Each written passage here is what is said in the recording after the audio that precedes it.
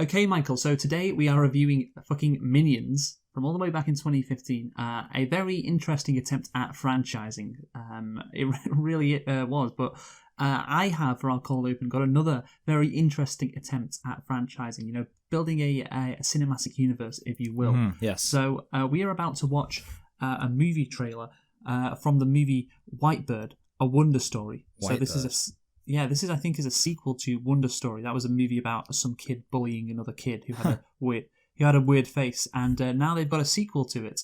And oh boy, it takes an interesting twist partway through the trailer, and I want you to react to that. And yeah, we'll see. We'll see what you think. I know I'm not an ordinary 10-year-old kid. Then again, no one's ordinary. Well, you can't change the way he looks. So this is the Wonder Story. Yeah. Maybe we can change the way we see. Tell me about this new school of yours. Right now, I'm just trying to fit in. It's kind of been my motto ever since I left my old school. Julia, you did not leave your old school. See, he was expelled before this kid Being cruel to another in the original movie, but now in the sequel, he's going to learn a lesson. I'm sure your father has told you stories. So what started with Wonder, it's a He flashback says you don't really like to talk about it. with this girl. But now, I think, for your sake, See, she was bullied, this old woman, when she was a kid. This is excuse me. very incomprehensible. Wait, just wait, Michael. Send your desk. Thanks. You're welcome. I didn't even know his name. But we had in common one crucial thing. These are really good. For a Jew. We had both seen how much hate people are capable of. That is the Nazi flag. Well, To be kind. Finding Neverland. You need to come with me right now. So this is like kids being bullied is like the Holocaust. Dark times. Yeah, a kid being bullied for how he looks at school in what I think is modern day America Yeah. is equivalent to the Nazis hunting down the Jews in a genocidal Holocaust. Wow. It's very, very melodramatic, which I suppose makes sense really? for a movie that's comparing bullying to the Holocaust. If you think about it, the Nazis were the ultimate bullies. Yeah. First they came for the kids with weird faces and I said nothing because I didn't have a weird face. And then they came for the Jews, who Yeah. have totally normal faces, of course. Yes, they do look. That's yeah, woke I know. of you to say. Of course, yeah, I mean, obviously, probably the most... Because I watched it, because people were going crazy about this, and I watched the trailer firsthand, and then when that kid said, that's pretty good for a Jew, like, I couldn't believe it. Like, that was like it was like a comedy beat. I know. Just pretty good for a Jew. Yeah. I was like, oh, this doesn't look that crazy. It was a bit weird maybe, but wow. That went from 0 to 100 real quick. But yeah, speaking of the Nazis, let's talk about Minions.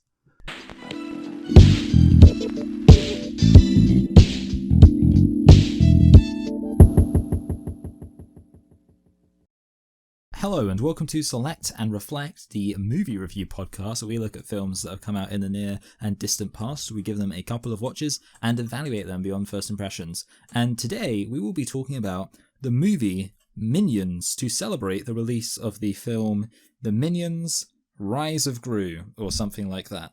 So, Luke, why don't you tell us a thing or two about Minions? Sure thing, Michael. By the way, you didn't introduce yourself and me. Oh, didn't I? Sorry. I'm your host, Michael. I'm joined as always by my co-host, Luke, and blah, blah, blah, blah, blah, Minions. Luke, why don't you tell us a thing or two about Minions? Sure thing, Professional. Michael. Yeah, there we go. We got it eventually. So, you're right, Michael. We are reviewing Minions, which is a 2015 American computer-animated comedy film produced by Illumination Entertainment and distributed by Universal. Yes. It is, of course, the spin-off prequel and the third installment overall in the Despicable Me franchise. And we are about to get another installment coming up in a few days' time, which is, of course, Despicable Me... it's just called Minions, The Rise of Gru. Yeah, because they've already had 3 Despicable Me's. So yeah, Despicable Me, the first one came out in 2010, number 2 came out in 2013, number 3 came out in 2017, and the fourth one is due for 2024. So this one, Minions, The Rise of Gru, will be the 5th movie in the Despicable Me franchise. Wow. And there is a 6th one coming along in a couple of years. So you're looking forward to that one, Michael?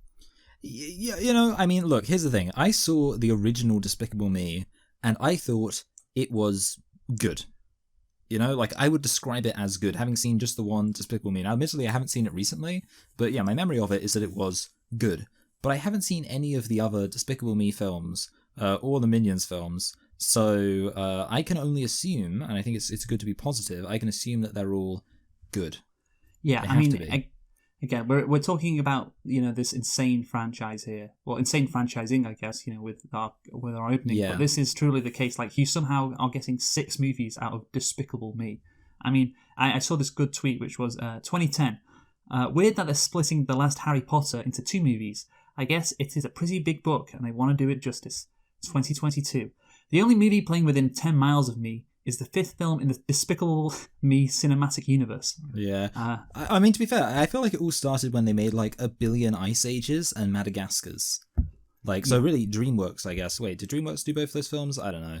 I know, but the thing is, it's a prequel. Madagascar never had it. Yeah, Was there a penguin movie? Or was that just a TV series? Yeah. Oh, actually, you know what? Shrek. Oh, Shrek, actually. Because they have a Puss in Boots. I don't know if you noticed, they had a Puss in Boots standalone movie that is a prequel. So that's probably the close. And I feel like it's kind of a similar thing there of, like, obviously Puss in Boots, he was cute. Like, that's the thing. Like, he does the little eye thing. Everyone goes, oh, adorable. Yeah. And I feel like they were like, we gotta make a movie about Puss in Boots because he does the eye thing. And, like, it's the exact same thing here. It's like the Minions. People think they're cute because they make funny noises.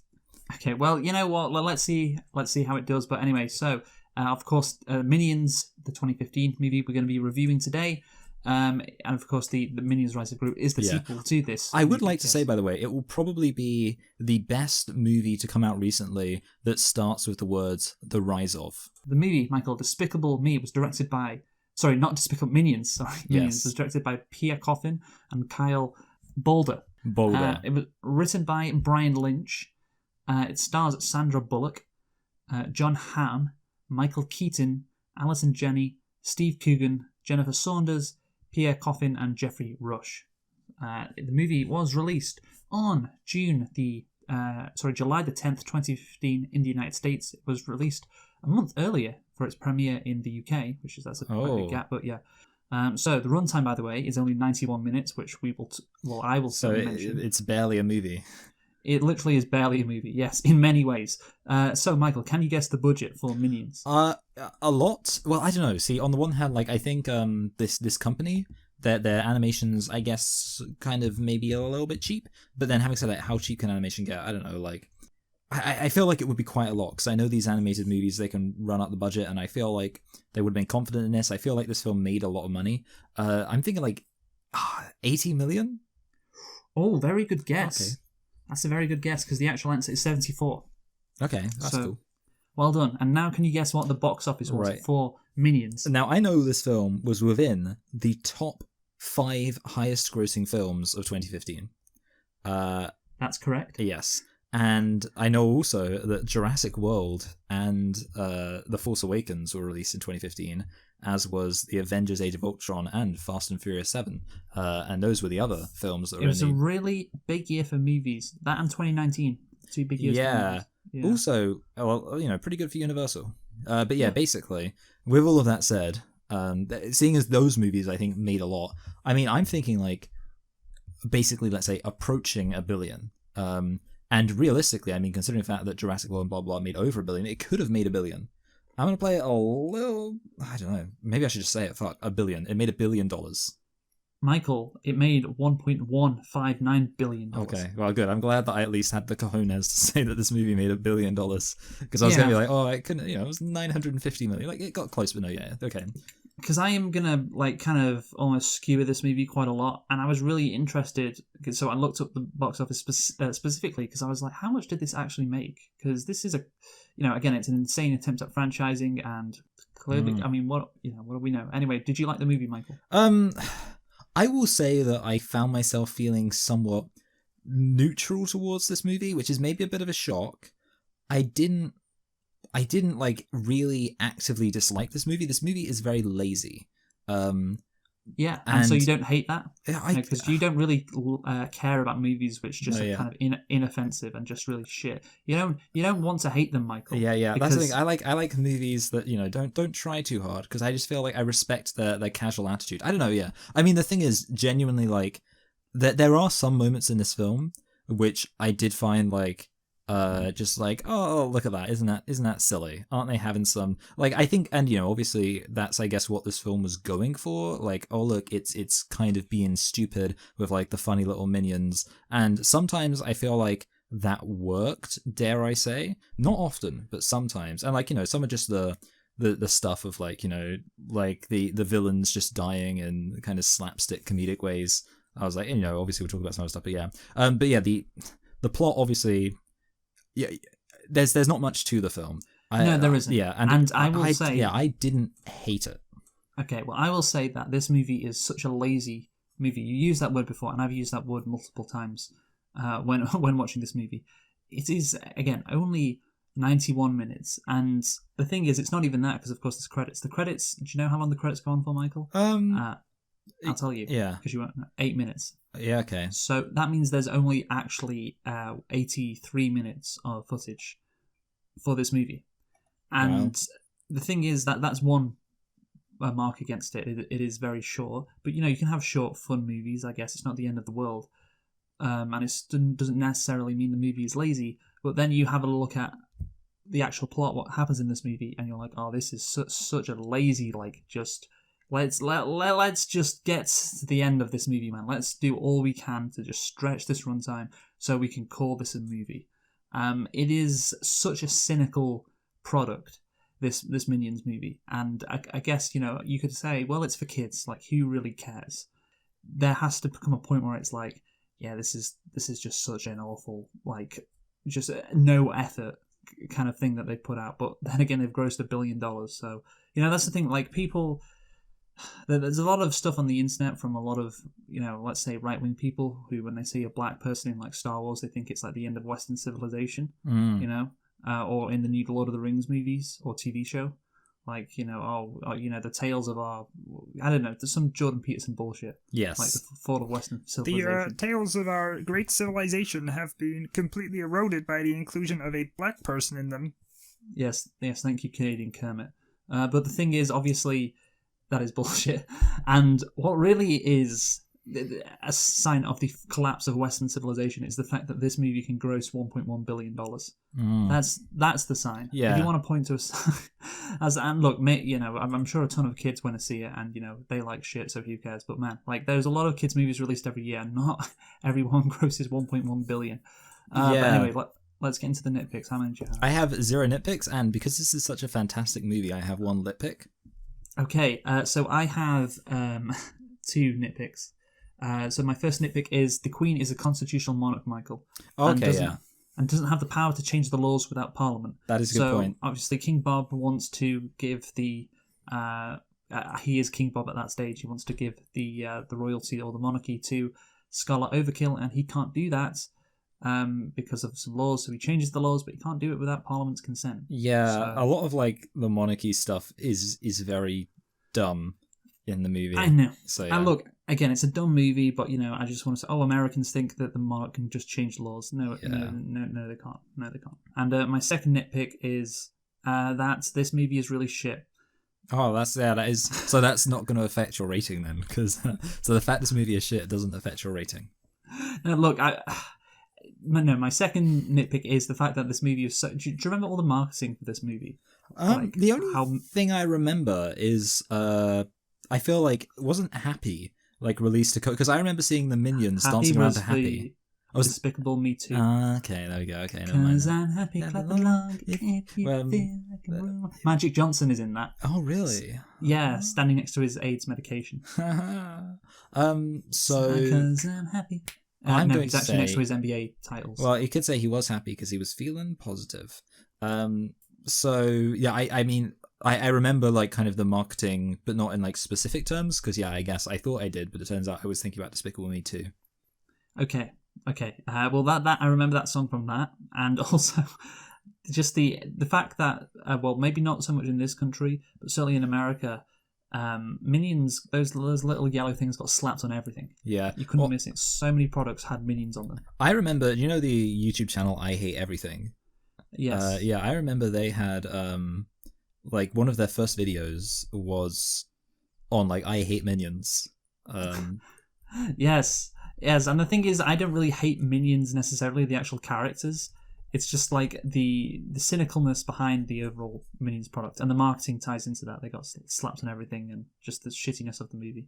It makes you hate the whole. Oh, I'm so whole happy! thing. I found a subreddit called Minion Memes. Okay, so yes, well, let's get into the plot. Oh wait, no, you didn't let me do my lit pick actually. Oh, sorry, go for your Yeah, lit so pick. my lit pick is that, and it does relate to the language stuff, which I know we're going to talk about, but only vaguely, which is that one of the minions gets shown a picture of the Queen and says, "La cucar," or maybe not la, but it says cucaracha.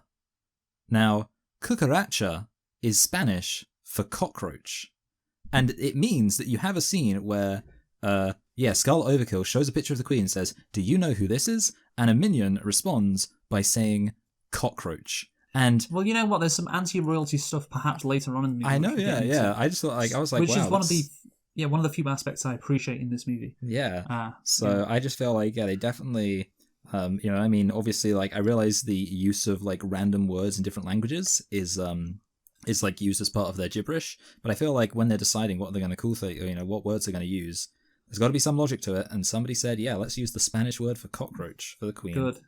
Yeah, okay, that's good. So, anyway, we shall get into the concept now of this Minions movie. And again, it's just genuinely crazy that you are having a prequel for the Minions, these tiny villains who only appeared in a Despicable Me animated movie.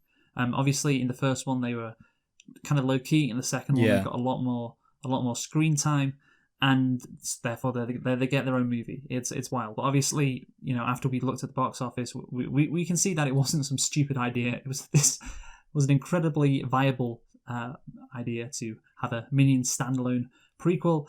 But honestly, just looking at it from the outside, and we're like 7 years away from it now. It's just like, wow, it's crazy. Well, this is why we're not studio executives. We don't have that vision. Yes, I am interested to see how this does Minions: The Rise of Gru, because like around the middle of the 2010s, that was peak Minions. Yes. We've moved kind of past that now, so we'll see how it does. But anyway, at the box office, of course, we'll guess what it's going to get on Rotten Tomatoes at the end of the review. But I only have very fleeting memories of Despicable Me, so I have no idea really how popular they were I had no idea how popular they were, but of course they were very popular. Why are they popular, Michael? Now is a good time, I think, to ask, why are the Minions so popular? I mean, they're stupid and small and childish and, speak funny. Yeah. I guess that's it. That's all you need, right? Yeah. I think it's like, they're like cute. I feel like there has to be another example of it. And I can't think of another example. Weirdly, the thing that immediately comes to mind, in a totally unrelated sense, but it's mostly about like things that you wouldn't expect to have been big hits in movies that were, is Johnny Depp's performance as Jack Sparrow, where it was like at the start, or like when the first Pirates of the Caribbean movie was made, they just tried to make like a good movie, and then Johnny Depp brought his performance to it. And they were like, oh, cool, this is quite an interesting thing. But then, like, it's very obvious that as the series continued, it became way more oriented around, well, people like Johnny Depp as Jack Sparrow, so let's have more situations where Johnny Depp can be Johnny Depp, or, play that character. And I feel like it's a similar thing here, where, like, in the first film, I do think they were trying to make a good movie. And I would say, like I say, my memory is that it was a good movie, and therefore they succeeded. But then, the thing happened where it was like, oh, wait, this thing that we just put in the movie is like a little extra thing. People really love that. So now let's make it our main thing. I would agree. The reason why they're so popular, I think, is literally as simple as just they're cute and kind of silly and dumb. Yeah, it is kind of similar to, again, the penguins from Madagascar. They were like kind of, something which was... Oh, yeah, that's a good point, actually. Yeah, a bit to the side. I mean, we've already mentioned them. Yeah, which makes it more stupid of me not to have thought of them. Yeah, a bit in the background, but then became their own phenomenon, and they had their own TV show. Of course. Yes. And you know what? Should we check if they had a movie? You know what? I'm gonna check. Yeah. It's a so Penguins of Madagascar, released on home video. That's always a good sign. As Penguins of Madagascar, the movie is a 2014 American computer animated spy action comedy film. How much did it make? Okay, look, I'm gonna do this for you now. Guess the budget for Penguins of Madagascar, the movie. 100 million. 132. Guess the box office. I don't know, 373.5? Oh, you were so close that you're dead on. The thing is, I already saw before you asked that, and I thought, oh, I'll tease him by not knowing the budget, but then I'll nail the box office. That would be a funny thing to do. Yeah, but so that's the thing, I guess. So the Minions beat the Penguins. Obviously, though, that is still a massive, 300. You don't turn down 373.5 million, do you? And so again, but of course, $1 billion completely blows what the Penguins did out of the water, literally. I mean, I don't know if it literally works. It's just that penguins do swim in water, so. Yes, good job. Great. But no, the thing is, as well, it was a lot cheaper. It was only 74 million, so I mean, they really made a massive profit off of this. But I guess, that's the thing. I feel like this style of animation, I feel like I remember hearing somebody point out that, like, the fact the animation is so shit means the character designs are more simple, which, like, makes them more cute. Which is kind of true. Like, if the Minions were, like, perfectly, like, 3D kind of, like, rendered and, like, photorealistic, they would not look as cute, I think. Oh, do you remember Donald Trump dumping a bunch of candy on a Minion's head for Halloween? Do you remember that? Yes. What was that from? Well, it was just for Halloween. Yeah. Halloween shit. So, that was great. So, anyway, the Minions, Michael. We'll get into the actual plot of this movie now. Now we've talked about the background, kind of. So, so Stuart, Kevin, and Bob are recruited by Scarlet Overkill, a supervillain who, alongside her inventor husband Herb, hatch a plot to take over the world. It's them trying to, going to try and find a supervillain to be subservient to, and getting involved in a lot of hijinks along the way, I guess, and finally saving the day in the end by defeating Scarlet Overkill. Yes. So that's what they're doing. It's damn simple, Michael. And you can have that's what makes it work. You can have a simple movie, and it can still, it can still be like a good movie, but the plot progression in this is just so lazy overall. But of course, we're going to start with the start, Michaels, because we have a bit of backstory on the Minions. So they're these small yellow creatures who have existed since the beginning of time, evolving from yellow single-celled organisms into beings which exist to serve history's most evil masters. And of course, this is all told to us by a narration, which of course is a very clever thing to do, right? Yeah. Well, it's kind of like, it's annoying because obviously. Like the film kind of works with like silent comedy, or because obviously they're silent. But I mean, they talk, but you can't understand what they're saying, so they can't just explain things. But then like the narration obviously takes away from that, and also it's unnecessary. Like a lot of the time, the narration literally, like especially, I think it's towards kind of the end where they're deciding who's going to go out and look for a new leader, and the narration just like is explaining what's obviously being seen, and it just makes it feel like the movie is saying you're a complete idiot, because like you could just interpret what's happening and be like, okay, but then the narration's just like, and then it's for kids, but obviously kids, I would hope, can understand the concept of different characters feeling certain ways, and translate, and they probably feel the same way from one scene to another, and you don't need to explain it again. But obviously, the narration pretty much right from the get go, you can be like, oh yeah, this isn't going to be a good movie. But obviously the Minions, they kill their masters. That's what they're doing. And again, I'm fine with it as an origin. Yes, I am. Yeah. Oh, they accidentally kill their masters. Of course, they don't do it on purpose. Yeah. But I think you could nitpick stuff like, how have they not evolved over the course of millions of years, or millions of years, maybe. But of course, this is such a dumb movie. We'll just go along with it. How do you feel about the presentation of Napoleon as we'll get into that now. Okay, good. We'll get into that now. Okay, so they are driven into isolation after firing a cannon at Napoleon while in Russia and start a new life inside a cave. Okay, so the Minions, they serve bad guys, right? And they need to be in Russia. Well, here's the thing. I put this right at the start of the review. They need to be in Russia, I think, because Gru was from Russia. That's what I put. Now, obviously, so you're wrong. Yes, obviously he gets them in fucking London. That's when he. Oh well, no, he doesn't necessarily get them in London, but that's when. Well, we'll see. Actually, you know what, Michael? The Minions: Rise of Gru will explain all. It'll explain that. I'm excited to see a Gru origin story. Yes, but anyway, they are serving Napoleon. Who wasn't really that bad a guy. I mean, he was just a really good general. Yeah, he dominated exactly. Europe. Yeah, he dominated Europe, and sure, he was a dictator, but kings and queens are also dictators, Michael. Yeah. Napoleon just knew how to win wars. So basically, Napoleon isn't that evil, but of course, the Minions need to be left in Russia, I guess. And of course, he invaded Russia. But the thing is, there is another dictator who tried to invade Russia about a century and a half later. Who actually was incredibly evil. Maybe the most evil man ever. Yes. Wouldn't that be the perfect match for these minions? Yeah. So obviously what you're hinting at here is the thing which I think probably explains why it is they needed to be in isolation. Interestingly, in isolation from the early 1800s and then through to the 1960s, just after the period where somebody was around, and that person was, I'm going to say it, it's the person you will think it is, Hitler.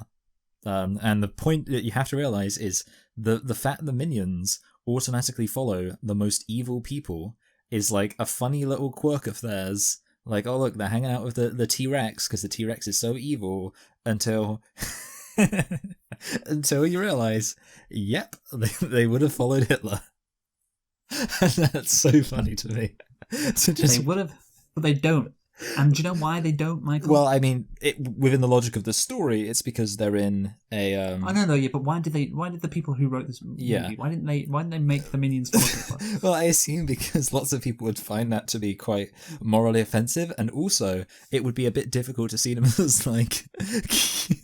Could you imagine them like talking their little nonsense language as they're like running the gas chambers? Like, okay, no. Michael, I will say, I've thought about this. This movie should have had the guts to help the Nazis, with the Holocaust. There's so many funny scenarios. I've thought about this, like the minions burning down the Reichstag but setting fire to themselves, for instance. Or looking for Jews hiding in an attic or closets but getting lost themselves.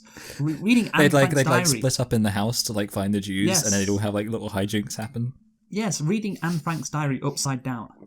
How about the minions in the Holocaust? At Auschwitz, they try to have a nice, relaxing smoke after using the gas chambers, but of course, what happens? They accidentally cause an explosion. Yeah. Yeah. How about that, Steve Carell? What I think what they could have done is like have it like retcon it, and so they basically end up doing like soft Holocaust denial. So it's like basically it's like Hitler didn't want to exterminate the Jews, but the minions just did it by mistake. Like the trains were supposed to be going, and like then the minions accidentally send them off a cliff. Yeah, the trains are meant to be going to Madagascar. Exactly. Yeah, but one of the minions takes a wrong turn. Yeah, they go to Auschwitz instead. Yeah, I do think the kind of comedic notion of the minions with like their chirpy, goofy attitudes being Nazis and in league with the Nazis is funnier than anything in this actual film. I agree. I completely agree. I think that is a really funny thing to think about. And I mean, again, I suggested some scenarios. I'm sure you could come up with more. Them trying to fix and groom Hitler's moustache so it's so perfect. Oh yeah, like they could explain how actually his moustache like came from a mistake or something. Yeah. Oh yeah, that's a good point. Yeah, because it's a mistake. So yeah, they're giving him a shave and accidentally shave everything but the little moustache. Yeah, that's that kind of thing they would do. Yeah. Well, there you go. Also, there's your iconic look. Yeah, didn't the Nazis like have like a whole thing about like trying to invent ridiculous super weapons? Like that was one of the things they did. Like they made like that tank that like went on train tracks and was like the size of a building. I feel like based on that, they like Hitler could have had kind of like a herb who would have been working on. All that kind of stuff. Yeah, I mean, they were into the occult. Well, Hitler was into the occult. Exactly. Yeah, like Mengele was experimenting on people. Yeah, which works because they were working with Dracula earlier. The minions would have been right up Hitler's street, and actually, maybe more accurately, Hitler would have been right up the minions' street. Maybe that's the better way to phrase it. They would have loved him. They would have adored him. Yeah, and because he was super evil. He was literally the most evil. He was the Führer, the leader of the German Empire, and like you say, he's doing all this sci-fi science shit, and everybody's scared of him. Like, what more could the minions actually want? Yeah, it's pretty incredible. Yeah. But anyway, so of course it would have been. I think we can all agree it would have been a better movie if the minions served Hitler. That's true. And it's funny. What if they were like Nazis and suddenly they see Stalin and immediately convert to communists? Yeah, except Stalin didn't do anything wrong. Oh, yes, he's not an evil person, of course. Yeah. What would have been better is if like they actually saw Churchill. Like that would annoy. They see Churchill, it's like, wow, he's the worst person. Well, we'll talk about the British Empire in a bit, but after many years, of course, the minions become sad and unmotivated without a master to serve. They They really are the house N-words. The animated house world. M-words. Yes, the house M-words of the animated world, yes. To regain their dignity and sense of purpose. Can you imagine Samuel L. Jackson from Django Unchained as a minion? Oh my god, that would be so good. Be the perfect minion. So a minion named Kevin recruits 2 minions called Stuart and Bob, and they set out to look for a new master. I just like how this funny kids movie we're talking about. I know. So we have to talk about that because the movie's so fucking shit. Anyway, is it funny that they have normal names, Michael? Oh, actually, you know what? I never really thought about that, but now you mention it, it is kind of funny that they have normal names. Because I don't think it is. Okay, well, I think, because, I don't know, I mean, I guess the thing is, the question is, would it be more funny if they had weird made-up names? I don't think it'd be funny at all either way. You think that their names are irrelevant to them being funny? Yeah, exactly. I mean, I suppose, I should confess that when you first asked, is it funny that they have normal names, I hadn't even really thought about the fact that it would be, which kind of speaks to the fact it probably isn't. But when you suggested it, I was like, oh, okay, yeah, I can see how it would be funny. But yeah, okay. I don't know. Yeah, I know. I just, they're like, oh, Kevin, Bob, Stuart, on those funny names that aren't that common, and of course, they're normal English names. But speaking of language, the minions, Michael, what language do they speak? Because sometimes, of course, they speak Spanish. Yes. What language do they speak? Well, I guess, so...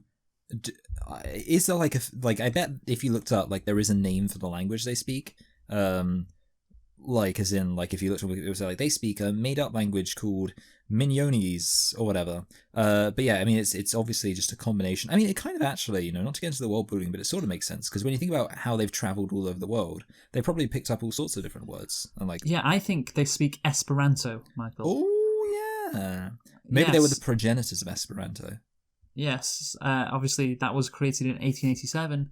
Maybe Warsaw-based ophthalmologist L.L. Zamenhof stole it from the Minions. Who can say? But yeah, they also say Mazel Tov at one point, don't they? They do say Mazel Tov, yes. So clearly they couldn't have worked with Hitler. Yeah, that is the good point. Yeah, that is the good point. And that means the writers didn't just skip over that point in their history, and that means that it's canon. They actually did not serve next to Hitler. Yes. Which is unfortunate. But anyway, not because, we want... Well, actually, it's good that they served Hitler, because they're clearly incompetent, so... Yeah, that's it. Yeah, I think that's what we can all agree. The Minions should have served Hitler. Yeah, then the war would have been over much sooner.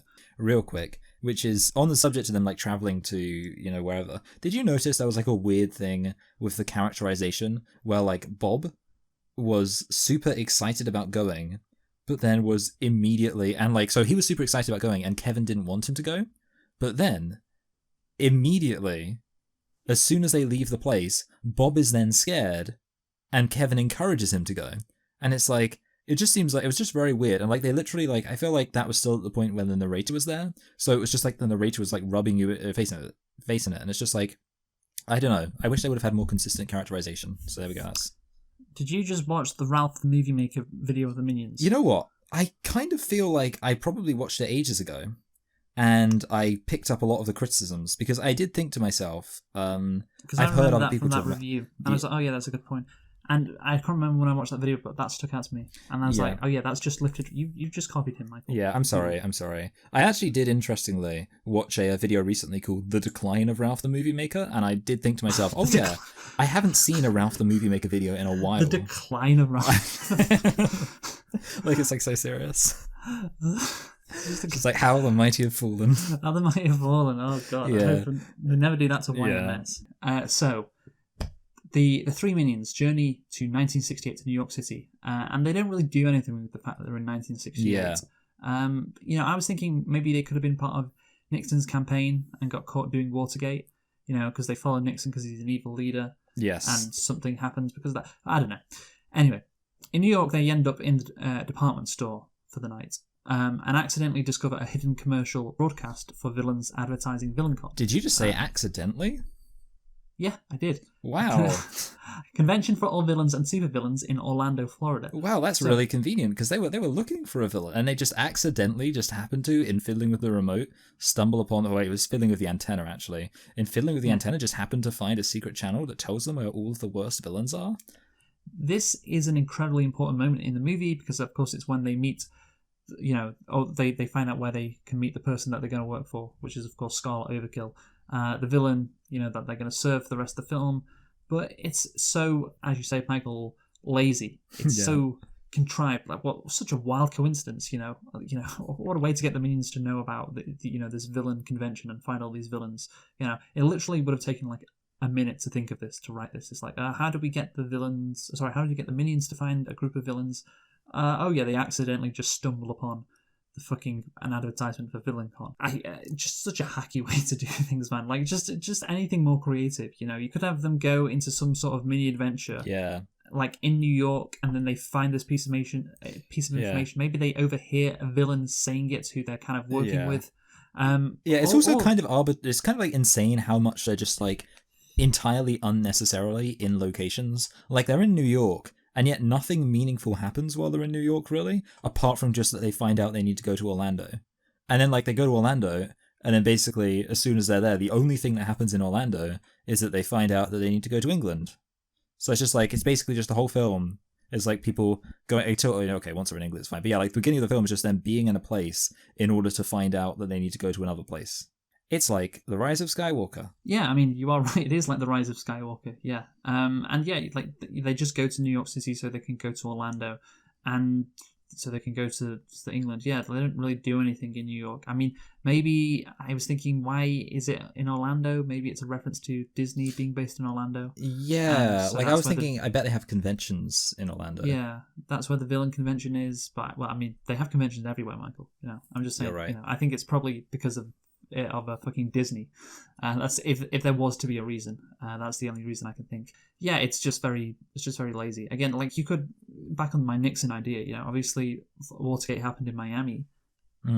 You could have them, go to, be part of Nixon's campaign, working for this evil leader, and then accidentally do Watergate. That can be canon in this universe. The Minions did Watergate, and then you could have them go from Miami to Orlando. They're practically already there already. They're already in the same state.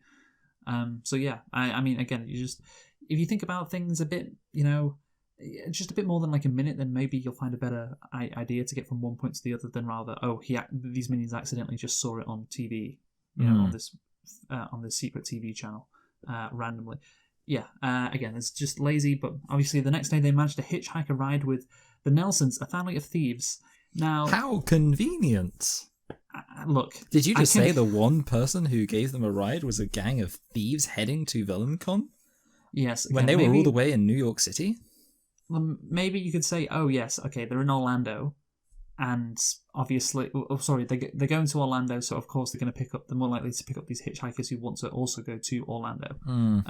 But yeah, I mean, obviously it is a massive coincidence that they bumped into a family that were going to this convention all the way from down in Florida, because New York to Florida, Michael, there's quite a big difference, obviously. But yeah, I don't know. I was, this was one of the moments in the movie that I kind of enjoyed, just because I was like, this is a fun twist to see this seemingly normal family just rob a bank and, be villains. I liked it too. I feel like there was kind of an excuse, I guess, because sometimes, let's be clear, with like these silly films, I think we can forgive them occasionally sacrificing logic for comedy. And this was an example of that. It was a bit ridiculous, and that was fun though. So I think, it was a bit unexpected. So at least I like that. But that was probably the only like comedic moment I really liked throughout the movie. Maybe there was like one more, but yeah, I mean, the comedy in this movie, Michael, is just the Minions doing stupid shit, which, again, if you're 5 years old, I can understand you maybe, that appeals to you, but yeah, I don't think it really is that funny overall. What do you think? No, yeah, I agree. I had a few notes about the humor. Interestingly, believe it or not, one of which was the family being robbers. Now, I have a few, like, the thing about the comedy is, like, there's some stuff which I liked, like, I actually liked, and there's other stuff which was, like, so stupid that I had to laugh. Like, I was actually just, like I couldn't help but smile, because I was just like, this is just ridiculous. And one example of that would, of course, be when he uses his hypno hat to make all of the guards dance. See, I felt that was very cliche. I mean, you the take thing these is, again, authority figures and make them do stupid stuff. So, for the record, that's one of the ones where I didn't find it, like I said, I didn't think it was clever or something like that. I also, and this is an example where I think it was really cleverly well-written comedy. I liked when Kevin became huge and then he said, "Hello," and it like echoed. It was just like such a, I don't know, it's just funny that he said "hello" instead of "hello," and then he was huge, so it just like echoed. Great.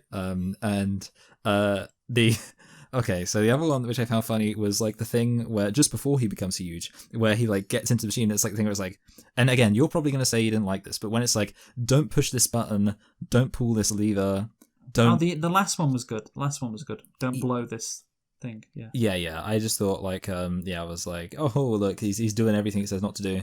And the final thing, which was a running joke, which I did find funny, was the fire hydrant thing, and I found it funny because I felt like, in a way, I guess, if I was to give the film credit, which I shouldn't. Actually, there should have been a nitpick. There's no fire hydrants in the UK like in America. That is a good point, actually. But maybe he had them. You got to bear in mind he was king, so maybe he shipped them all the way over to. Because I felt like because I remember when he's hanging out in the hot tub with fire hydrants. He had such a massive influence, being in America those last 2 days. He's practically American. I know, that is true, yeah. But basically, obviously, the thing you could say is it almost feels like it's kind of having a little joke about the minions, because it's like, oh, they do look like fire hydrants. Yes. And yeah, I thought that was, I don't know, it's just funny, like, especially the first time you see it and he just like walks up to that fire, like, oh, and he's like putting on the moves. It's like, it's a fire hydrant. Yes, that's great. Yeah, and I feel like they should have had a scene where a dog walked up to the fire hydrant and pissed on it, and then the minion was like, oh, you're into piss play, I see. Yeah, Papa boy. See, that would have been better, but obviously that they're not going to put that in the movie. But obviously, I was thinking when you talk about the fire hydrant, you were referencing the bit in the UK where he was pretending to piss. Well, it looked from an angle that it was pissing, but of course, water was coming out of a fire hydrant. Oh, sorry. That was also funny. Okay, well, there you go. If you want to make Michael laugh, include fire hydrant stuff. I guess that's the message. Yeah. I feel like, Universal better be listening to this and like furiously taking notes. I want to see things so like, like obviously people love the Minions in Despicable Me and they made a whole Minions movie. Well, what if people love the fire hydrants in Minions and they made a fire hydrants movie? Yes. I think that'd be really seems fun. like the kind of thing like you could also imagine Pixar doing with like their random, because I feel like I literally saw inanimate objects which are actually alive. Yeah, I saw a Family Guy like clip on YouTube and it was like Pixar presents sweaters. All right. At the convention, we see Scarlet Overkill, the world's first female supervillain. I mean, they kind of do a girl boss parody with her, which is appreciated. I can rob a bank just as well as a man can. But I wish they'd gone a bit further with it. They just leave it at that, and instead of making it a proper parody of girl boss stuff. But she's looking for some new henchmen, and she hires them after the Minions manage to get a ruby. And of course, they get a ruby in a very, we don't even see it happen. It's just like, oh, the Minions have the ruby, which was very, I guess, unsatisfying. But also, in general, here's the thing. I thought, we might be getting maybe an emotional but kind of a ridiculous character arc, where the Minions are laughed at this villain convention for not being good enough villains. And then they prove themselves. Yes, and then somehow they prove themselves over the course of time to be, the best henchmen possible when everyone counted them out. I think that would be good.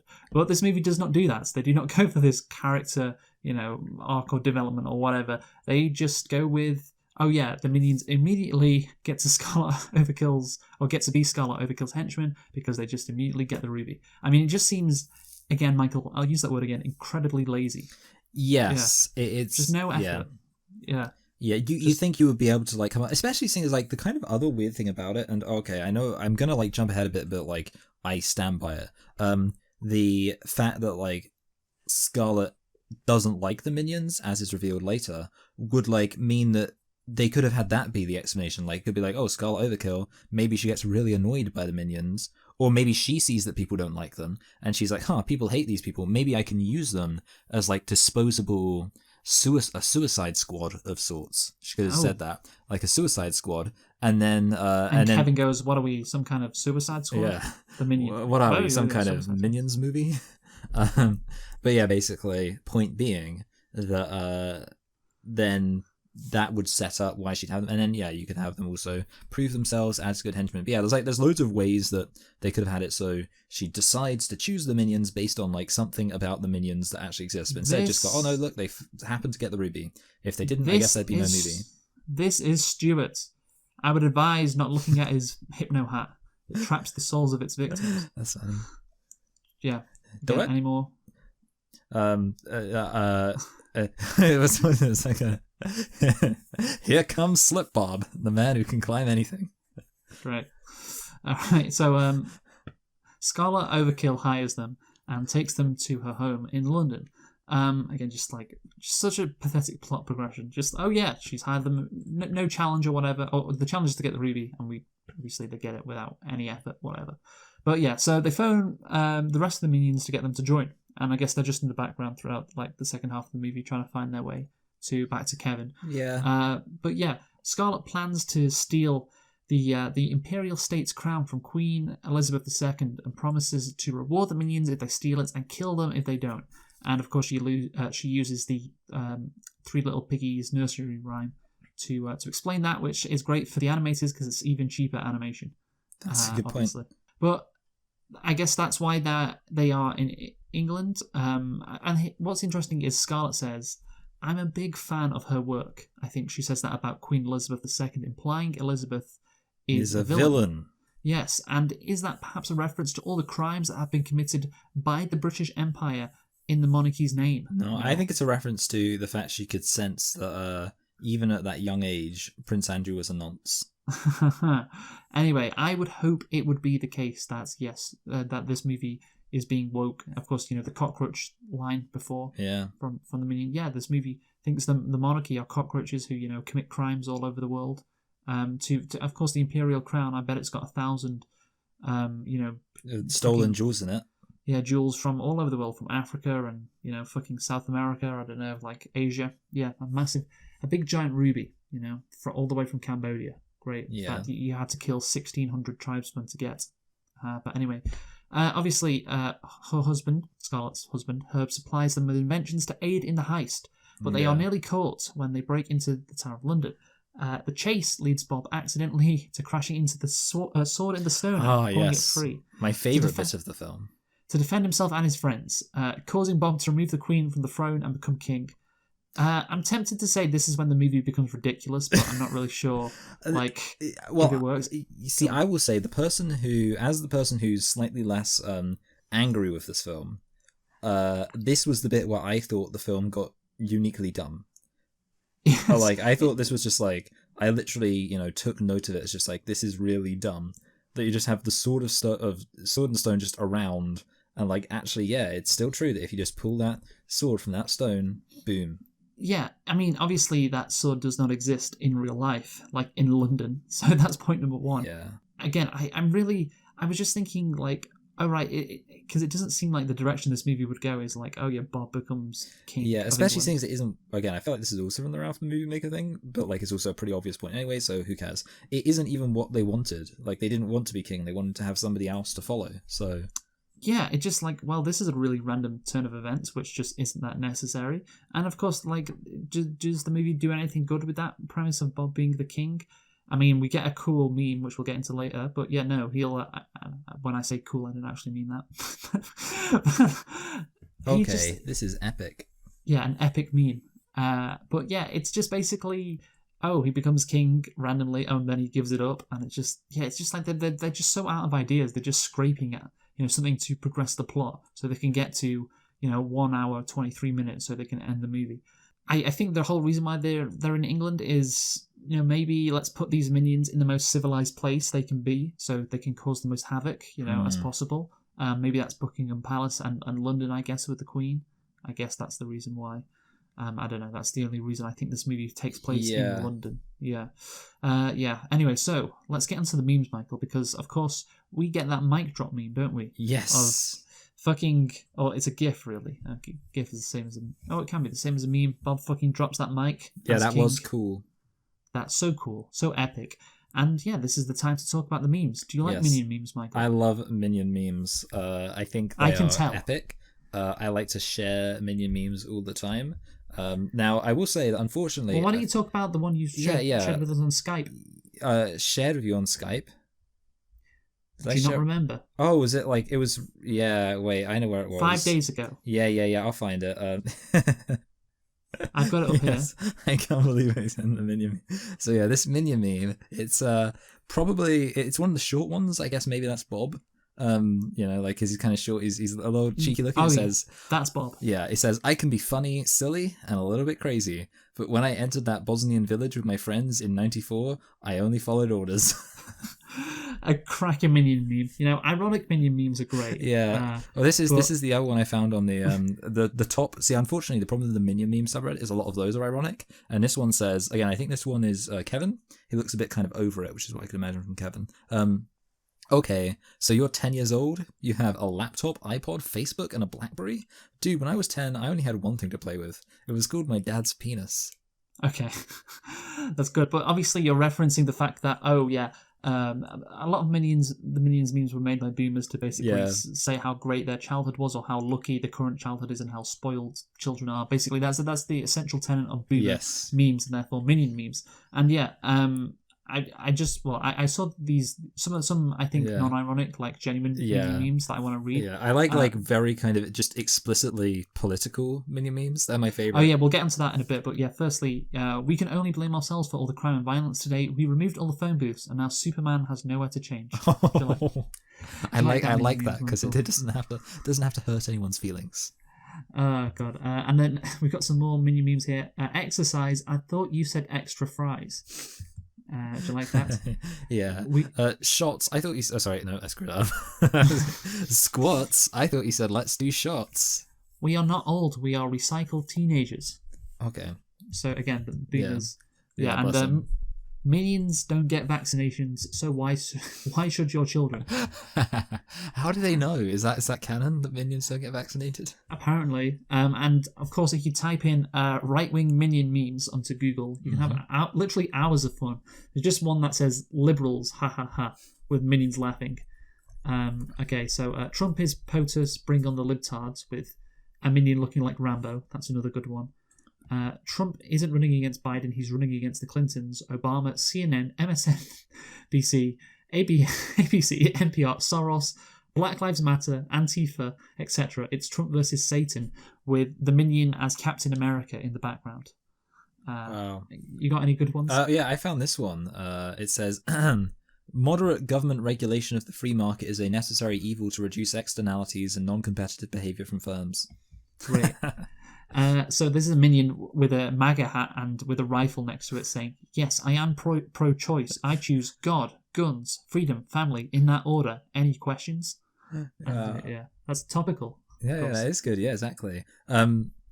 Okay, like a lot of, for some reason when I type this in, a lot of these aren't right. Even though I typed in right-wing Minion memes. I think you typed in Minion right-wing memes. I typed in right-wing Minion memes. Oh, you typed the same thing as me? Okay, maybe I'm just being drawn to the non-political ones, because I got one that said, being such a good cook that even the fire alarm cheers you on.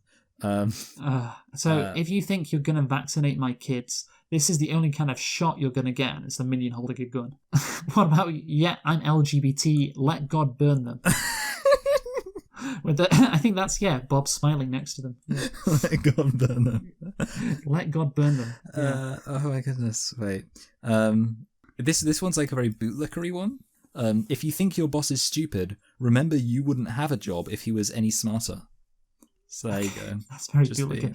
How about a Minion who looks kind of like Abe Lincoln, which is ironic, saying, we separate our laundry between darks and lights, so why not our schools? That's good. But anyway, ironic Minion memes are funny. I think the Bosnian one is great. What the fuck is this one? This rose is for my dad in heaven, with a Minion with a rose. Oh, that's adorable.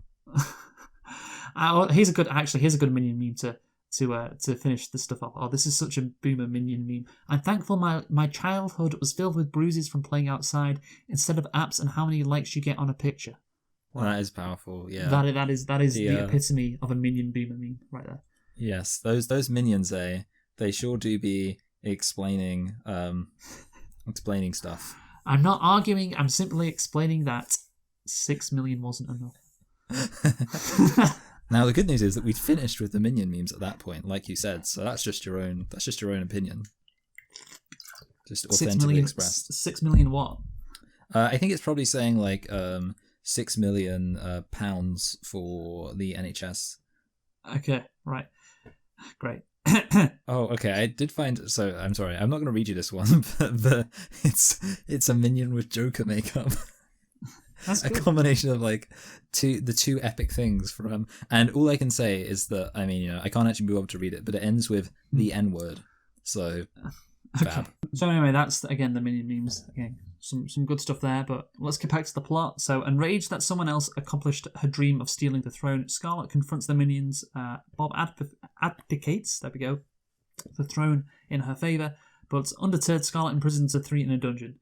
And this again is just such lazy writing. Like, oh, Scarlet wanted to be Queen of England. She gets her wish. The minions do exactly what she says. They get everything. They get her everything that she wanted. I know she's evil, but like, come on, that's just dumb. Maybe she just thinks the minions are annoying. Maybe that's it. That'd be a more plausible explanation than she hates them. Yeah. I mean, in this movie, they are, I think, fairly annoying. They're not too annoying, I guess, because they don't really annoy me too much in general. But No. I think they are definitely better in small doses. What do you think? No, yeah, I agree. I think like the whole thing of her like feeling genuinely betrayed by them makes no sense. And yeah, therefore, like I could, it makes sense. You're just like, no, you're annoying, or I don't care about you, or That would be how about relatable. the good old fashioned, I'm just evil. Like, so I'm just gonna kill you because I'm evil. We love that. No, but that would make her character too one-dimensional. No. That's a good point. No. Actually, I want to see her nuance. I know, right? Well, she is kind of nuanced because then they give like a backstory about how like everyone used to make fun of her at school or something. Like, isn't that a thing? Yeah, I mean, they don't do anything. There's just like a couple of lines, really. Yeah, I wouldn't call that a backstory. I would call it a backstory. All right, okay, fine. I know you love this movie, but anyway, Yeah. so a bunch of stuff happens with the chandelier and the minions being chased, and Scarlet tries to kill them. She fires a massive missile at them, but Kevin swallows it, and of course Scarlet and Herb attempt to escape, but of course Kevin's really big, and he holds onto them and gets pulled into the sky. The missile explodes, presumably killing Kevin, Scarlet, and Herb. The minions mourn the loss of their leader. Kevin survives though, and returns and shrinks to his normal size. So the things I thought, this is quite perhaps an emotional moment. Like, Kevin has sacrificed himself. Unexpected in this like silly, ridiculous kids movie. But did the movie just do that? Did it? And then no, it turns out he's alive, and also Yeah. Scarlet and Herb are still alive as well. So yeah, the movie had me shook for a second, Michael. And it's like, you were really upset. Like through your tears, you saw that actually Kevin was fine. I know. I was just impressed that they went that far. I thought they'd maybe gone like, wow, has Kevin died to help, his minion brethren?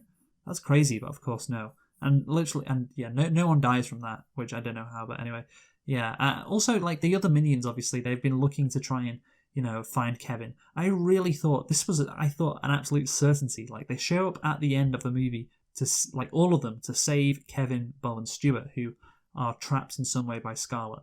Yeah, I thought that was going to be a certainty. Like they all show up at the end, like an ex machina, kind of thing, and they save the day and they just overwhelm Scarlet with their numbers, but they don't even do that. Oh yeah, it's a bit weird. Yeah, yeah, they're just literally just there, just for funsies, just to watch the end happen. Just again, it's just so fucking lazy. But anyway, Scarlet and Herb, of course, try to steal the crown again, but a young Gru uses a freeze ray on them and flees with the crown on his rocket-powered motorbike. Yeah. And the minions run after him, deciding he is the new master they were looking for. I guess that's the backstory explained with Gru and the minions. So yeah, did you like that? Michael Gru's back. Yeah, I mean, 30 seconds. Yeah, he's got a funny voice. I think we can all agree. He's played by Steve Carell, who is a comedian. Oh, I didn't know that. Of sorts. Yes. A funny guy. Yeah. He's almost as funny as the minions. Yeah, Almost. I mean, it's kind of funny in a way that, like, obviously the whole point of this film was like, whoa, people love the minions so much that we don't even need all of the Despicable Me characters. But then they end with the big triumphant moment. It's a character from Despicable Me. It's like, and like, it's kind of hard to get over the fact that the whole thing's like totally pointless, because like they made a movie called Minions, which you think the logic there is, oh look, okay, it's the Minions independent of the Despicable Me films, or like basically it's showing their lives outside of that. But then like they've made this film called Minions: The Rise of Gru, and it's sort of like at that point it's more like just a Despicable origin. Me prequel. Yeah. Yeah, a Despicable Me prequel and Minions sequel. That's what it's Minions, like, The I guess Rise that's of it. Gru Yeah, they're kind of bringing it together. Yeah, that is the. It's like wrapping it up. Kenobi. It's like Kenobi, how Kenobi attaches the Revenge of the Sith and the New Hope. The Minions Rise of Gru will attach the Minions movie and Despicable Me 1. That's what we can look forward to. But anyway, let's conclude first. You go first, Mike. Yes, this movie was, I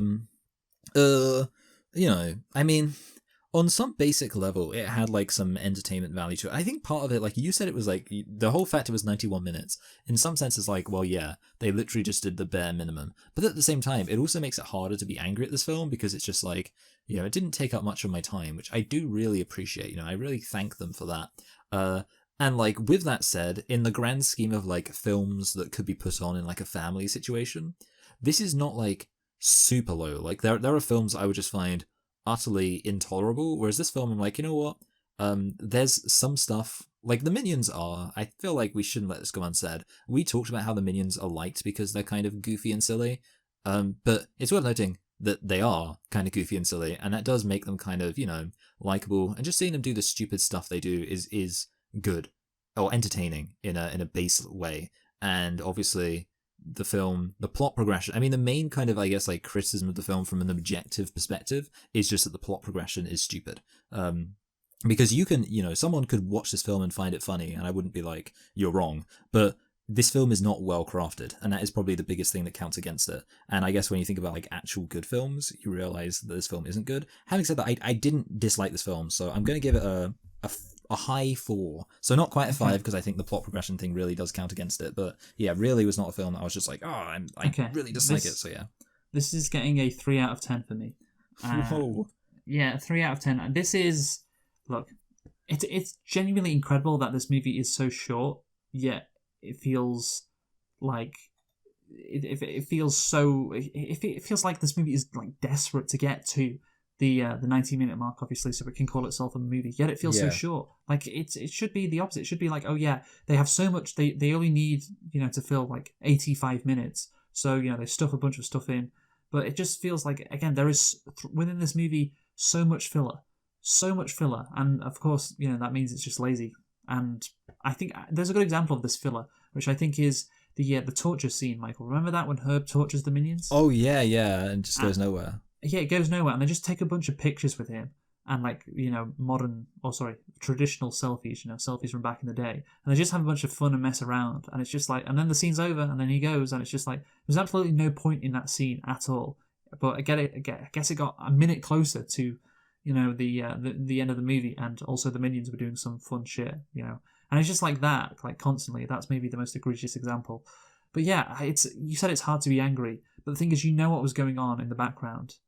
Just the utter like lack of effort with this movie, and the fact that it made $1.1 billion is incredibly depressing, really. But yeah, obviously, Michael, if you want to give me a movie about a powerful person exploiting a little people, all person, give me Lolita. That's what I'd say. That's true. Yes, Lolita is a better movie than Minions. But yeah, so Michael, let us guess what we think Minions: The Rise of Gru. I think I got a good number in my head. Oh, do you? Yeah. I think it's not necessarily an accurate number, but a good number. Okay. Well, that's wonderful. So, are you ready to do the old 3, 2, 1? Okay. 3, 2, 1. 55. Okay. 55 for you, 52 for me, because that was, interestingly, 55 was the exact same. That would be the exact same score that this movie really got. Okay. See, yeah. I avoided looking up, just in case there were already things coming in for Rise of Gru. That's good. I'm a hero like that. But yeah, I thought of I was kind of like thinking, I'll probably get around 50, and I thought, I do love a good multiple of 11. Okay, but so anyway, obviously, in that battle we're having, I have 29, you have 35, so I'm winning because of course the lower is the better, so you can get a bit closer to me. But obviously, Michael, we'll see what's coming out. What are we reviewing next week? Well, next week we are looking at a film which I'm honestly quite excited for, because I've heard this film is bad, but I don't really know much about why it's bad. So there'll be no Ralph the Movie Maker stealing in next week's program, because we're doing Eternals to celebrate the release of Thor: Love and Thunder. Yeah, the worst reviewed movie in the Marvel MCU. Yes, the Eternals movie. So join us for that next week. But yeah, we've been selecting and reflecting on Minions because of Minions: The Rise of Gru. yeah, I just hope the next one doesn't gross 1.1 billion. I have some faith in that. But anyway, who have you been, Michael? I've been Michael. I've been Luke. Thanks for listening, and goodbye. Goodbye.